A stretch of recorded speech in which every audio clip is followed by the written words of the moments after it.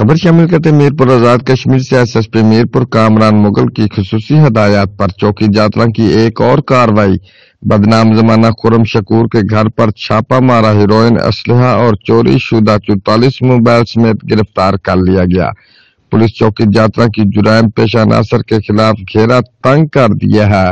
منشیات فروش ملزم خرم شکور ولد شکور ساکن دلو چک کو 155 گرام ہیروئن، پستول، 26 دانے راؤنڈ، 44 موبائل، ایک یعنی مکہ، 10 عدد موبائل بیٹریاں برآمد کر کے پابند سلاسل کر دیا اور مزید انکشاف پر تفتیش جاری ہے۔ عوام علاقہ نے انچارج چوکی جاترا چودھری ارشد کو سراہا اور خراج تحسین پیش کیا۔